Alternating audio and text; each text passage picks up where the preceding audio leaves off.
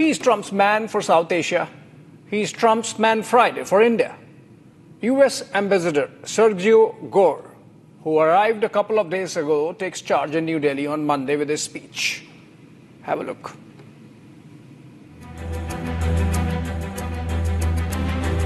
This is an honor of a lifetime. I want to thank first you, what you have done for this country before you came back in, the trouble that this country was facing. I mean, frankly, we were screwed. Against the backdrop of a deepening tariff war, a new phase of American power diplomacy arrives in India. Sergio Gor, the United States' newly confirmed ambassador to India, touched down in New Delhi on Jan 9th, preparing to formally assume charge of the US mission on January 12th.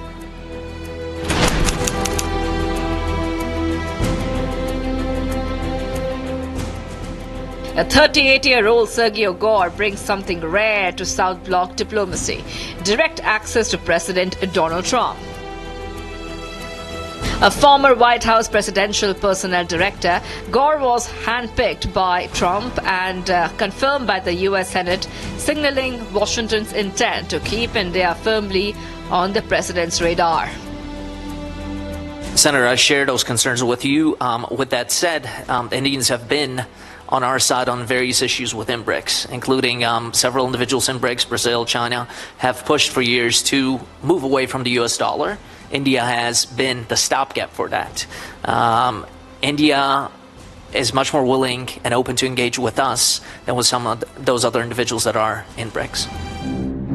Even before formally taking charge, Gor was already active. In October 2025, as ambassador designate, he met Prime Minister Modi, External Affairs Minister S. Jaishankar, and senior Indian officials discussing trade, tariffs, and strategic cooperation.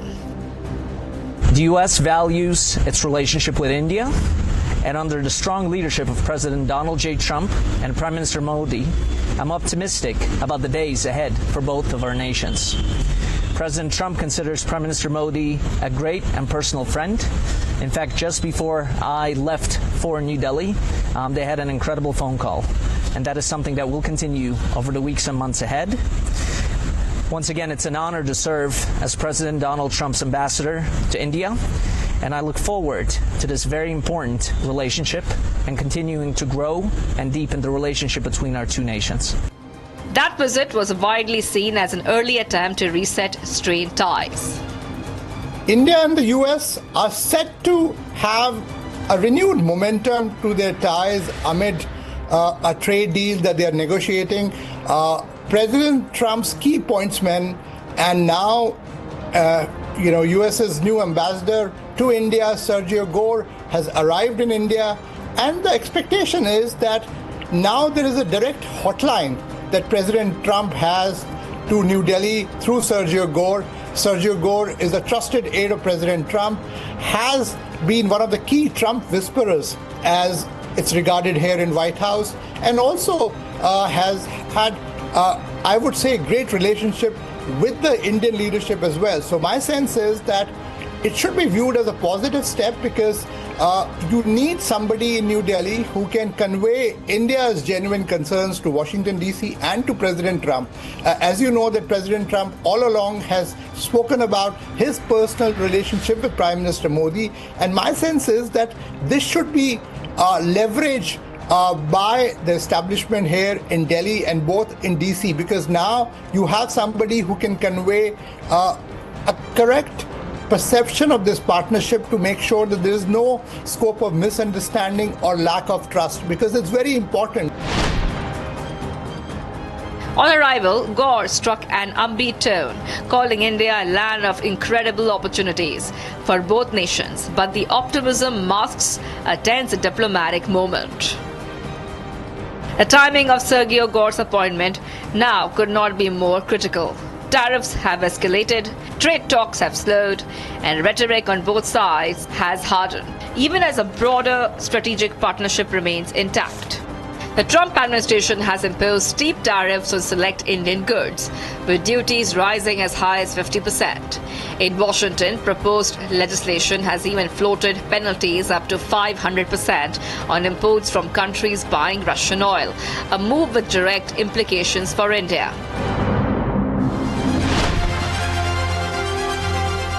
What set Sergio Gor apart is not just his title, but his access. Diplomats say his proximity to President Trump effectively turns New Delhi into a direct political hotline to the White House. Beyond trade, expectations are growing that Gor could help expand cooperation, from energy security to regional strategy, at a time when India is navigating complex global choices. But access does not automatically translate into outcomes. Analysts say the real test will be policies Gor pursues, especially on a nearly final trade deal that still awaits President Trump's approval. He has said all the right things, but we'll have to wait and see when he is out here what is the kind of policy he's going to pursue, because that will give us a lot of idea on what exactly is the ask from the American side as far as India is concerned. Now, the trade deal has been more or less done. I think the final drafts are ready, waiting the approval of Trump. And yet he seems to be holding out, which suggests that there is some political component to this entire deal, which seems to be acting as a spoiler and delaying this deal going through. So we'll have to wait and see what exactly that political ask is from Trump. Now, at one level, it's good that someone very close to Trump is being appointed as ambassador to India. It gives you, if you can establish a good relationship with the guy, it gives you an inside track into the Trump White House. There's also skepticism on Gor's wider regional mandate in South Asia, coming at a time of volatility across the neighborhood, from Pakistan and Afghanistan to Iran and Central Asia. He's not just being appointed as ambassador to India, but special envoy to South and Central Asia. And that can mean a level of interference in regional affairs, which might not necessarily be to India's liking and might cause a lot of discomfort out here. We'll have to wait and see. That is one assumption, that he could be trying to toe some kind of a line on South Asian affairs involving Pakistan, maybe Bangladesh. He has apparently just returned from Bangladesh or is going out there. I'm not quite sure. And then, of course, there is that entire Central Asia angle. And we are talking about this at a time when we see a lot of turmoil in Iran. We see the Pakistanis starting to pressure Afghanistan. And there are some rumors, reports of the Pakistanis planning offensive action inside Afghanistan, including on the Wakhan corridor. And then, of course, there is that entire Central Asia angle, which is the soft underbelly of Russia, where Russian influence has been there for a fair bit of time. And there are efforts being made to pry Central Asian states away from Russia into the American ambit. We don't know how that's going to play out. And we are not quite clear about what is the role that Ambassador Gor is going to play on these issues. But some of this could actually not be to India's interest. So we'll Still, the appointment itself is being read as a strategic signal. After years without a heavyweight envoy, the Roosevelt House in New Delhi is getting an occupant with influence and an inside track to the Oval Office. Sergio Gor has got open access to the White House. He can walk in and out of the White House. He knows President Trump very well. He is himself a very professional, confident person, and frankly, it's a sign of India's importance in U.S. eyes that President Trump appointed Sergio Gor as the U.S. envoy to India. After a long, long gap, the Roosevelt House is getting an occupant, and an occupant who is extremely influential. And I can only say that, long back, we had very influential U.S. ambassadors. I think very long back, Chester Bowles was there.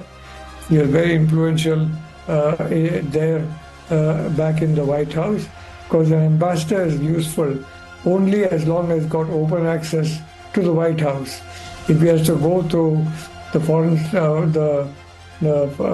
Secretary of State for Foreign Affairs, then that's a different matter. If he has got direct access to the President, that's the ideal thing. And Sergio Gor has direct access to the President. So I think he needs to study the situation, and he needs to explain to him very carefully why India is doing what it is. I am very happy Sergio Gor is coming. I would welcome Ambassador Gor, and I wish him all success in his new assignment of ensuring that there are stable, predictable, and very beneficial and good ties between India and the United States. As Sergio Gor assumes charge, expectations remain cautiously high. For India, this is an opportunity to correct perceptions and restore momentum. For Washington, a chance to stabilize a relationship tested by tariffs and toll. And for 2026, a year that could decide whether axis turns into alignment.